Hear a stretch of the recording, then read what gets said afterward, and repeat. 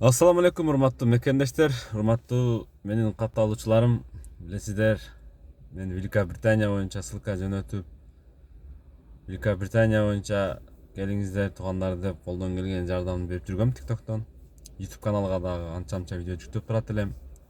Кеткендер кетти, маалымат алгандар алды, аракет кылгандар аракет кылып жүрөт.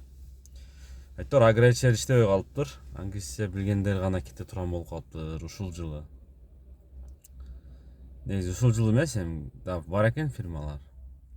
Непонятный болуп атат. Биринчи иштеп баштап эле кийин отказ берип таштады. Бул дагы ошондой. Анан барыңарга айтып кете турган нерсе. Англияга кетем иштегендер, Англия тааныш балдар айтып атат. Барып $3000–4000 акча иштесе боло турган жер, но Америкадан да жакшы жер экен. Россия болсо $1000 тегерегинде акча иштейсиңер, билесиңер. Ошого мен деле акыркы күндөрү Россияда болуп жүрүп,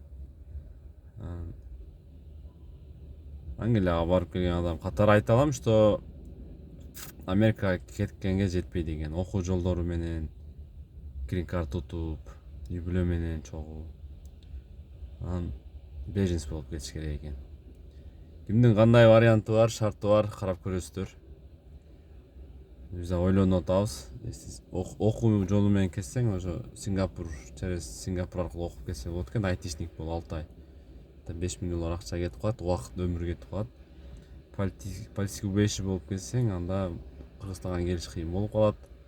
Айтор ошондой, каяка барбам амайдын көрү. Ошондуктан карап көрөсүздөр туугандар. Бул болсо Москвага келип, welcome Russia болуп дордо ишти кыла бериш керек, же таксиде. Ошо туугандар. Колдоп лайк басып кетесиздер деген үмүттөмүн.